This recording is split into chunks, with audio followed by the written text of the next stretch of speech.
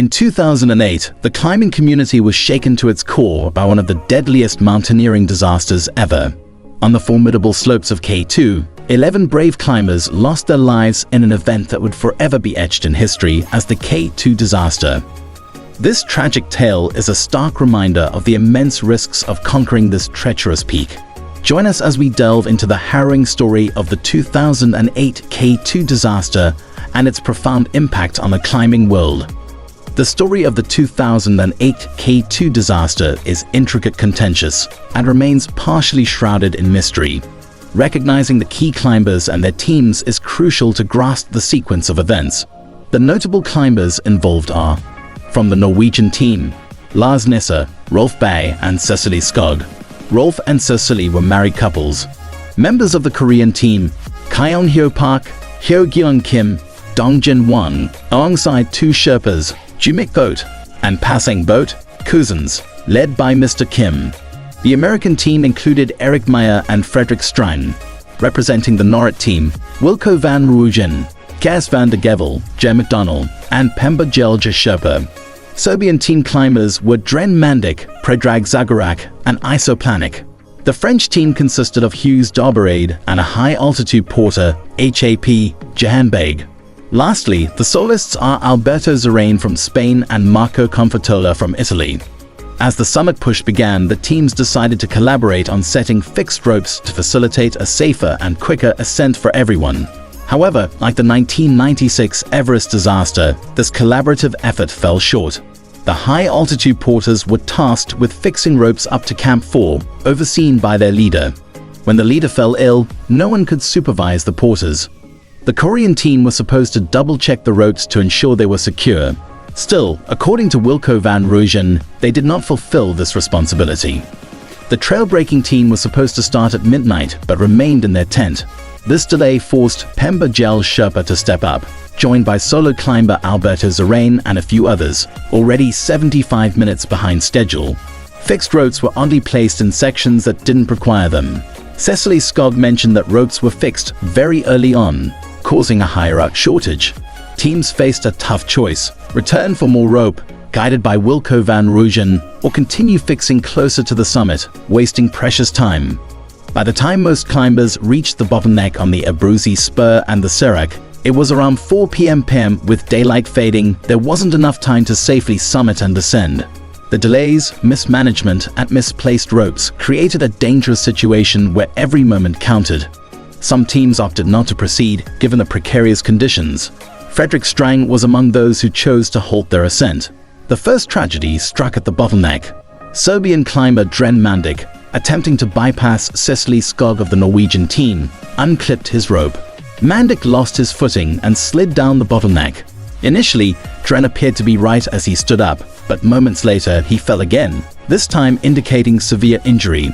At the bottleneck, climbers debated whether to descend and assist Dren Mandik. Wilco van Rooyen of the Norrit team mentioned in the K2 documentary The Summit that enough teams were below to help. The Serbian team, already descending, could have aided Dren, so van Rooyen felt they should continue their summit push. Rolf Bay decided to turn back but encouraged his wife, Cecily Skog, and Nisse to proceed.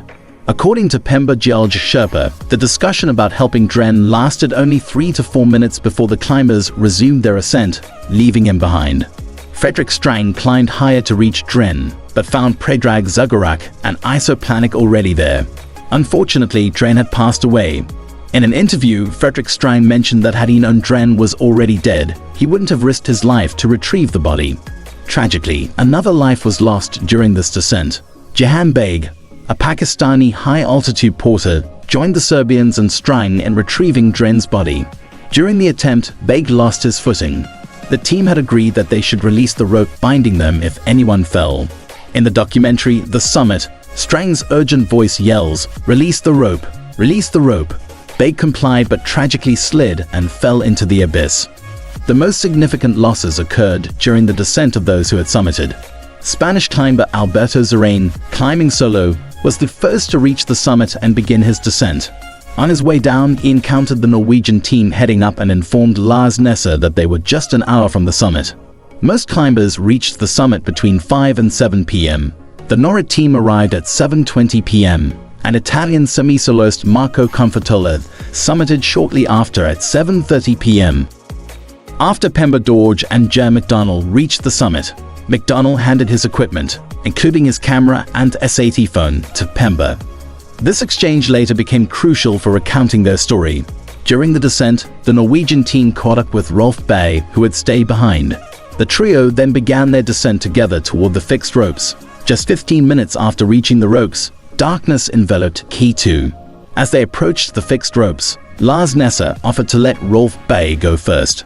Bay responded, "Lars, I'll go first. You take care of my wife, Cecily." Tragically, those were his final words. Moments later, an icefall swept by off the line in front of Cecily, killing him instantly and sending him down the mountain. The same icefall that claimed Bay also severed the fixed ropes, the climbers' lifeline for the descent. With nightfall setting in, the 15 descending climbers moved slowly, each fatigued and disoriented. They eventually regrouped with the Korean team as they made their way down. At this point, they decided to descend in a more coordinated manner, all attached to a single rope, hoping to improve their chances of survival. According to Pemba, the Korean team halted near the remnants of the fixed ropes. He later remarked, "It was impossible to bring them down with the same rope because they sat down." The climbers detached, each wandering toward the ropes, leaving the Koreans attached to the long, severed line. Higher up, Marco Confortola warned Jer McDonnell about the dangers of continuing past the traverse in the dark. Marco, Jer, and Ruijin bivouacked above the traverse.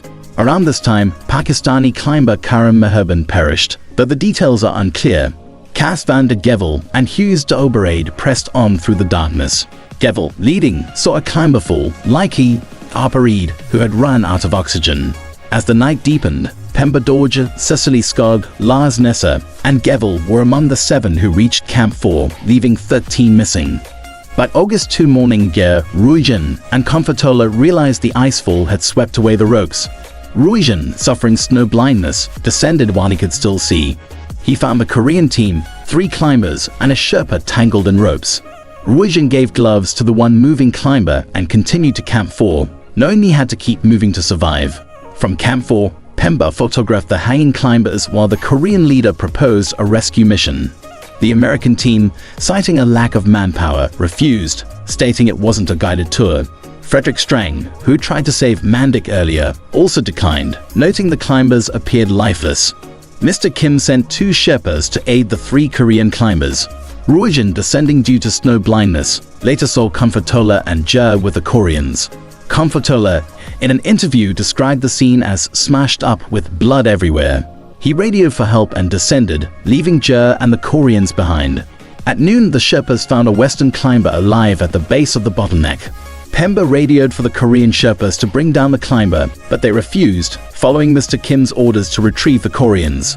Pemba ascended alone and found Marco Confortola. Around 2:00 p.m. 2:00 p.m., the Sherpas reached the top of the bottleneck and discovered the 3 Korean climbers. They reported another climber, identified by his red and black suit as Ger McDonnell, had fallen. While Pemba aided Confortola, another icefall swept away the bodies of the 3 Koreans, their Sherpa, and the Sherpa sent to rescue them, killing all 5. There is uncertainty if one Korean had died the night before. Confortola was rescued after 36 hours in the death zone, and 18 hours later, Cas van de Gevel and Pemba found Wilco van Ruijin, who had endured 60 hours in the death zone.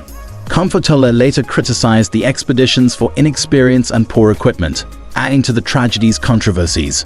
Many climbers had varied accounts, but Marco's version initially became accepted until it was disputed. After the tragedy, Ger's family met with Wilco van Ruijin in Islamabad. They recounted Marco's claim that he and Jer saw climbers being swept away, deciding to bivvy until daylight above the fixed ropes, with Ruijin joining them later. Wilco disputed this, stating they all started and buried together. Wilco patiently answered the family's questions and drew a diagram, but could only share so much as many events occurred during his descent. The family sought clearer answers from Pemba, who found Marco below the bottleneck in a hypoxic state. Marco, suffering from high-altitude sickness, was upset and cursing. Marco later held a press conference in Milan, claiming he tried for hours to help the Korean climbers.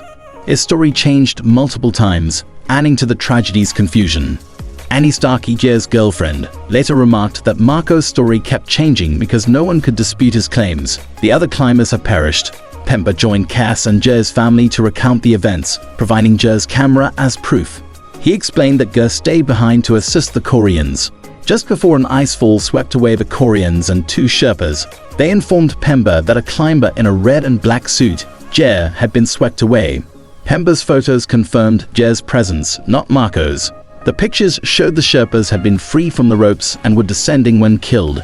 Ger McDonnell had freed them before he died. Marco later donated to the Sherpas' family, claiming he had tried to help. In 2010, Cecily Skog became the first woman to cross Antarctica unsupported, followed by Britain's Ice Maidens expedition, the first all-female team. Second Lieutenant Scott Sears became the youngest man to traverse Antarctica alone, supported by Shackleton.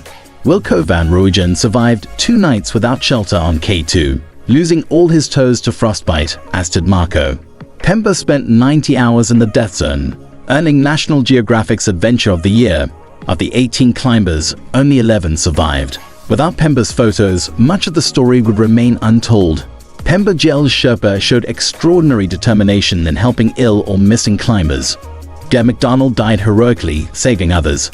His girlfriend later said he died as he lived, always helping people. Thank you for joining us on this journey through the 2008 K2 disaster.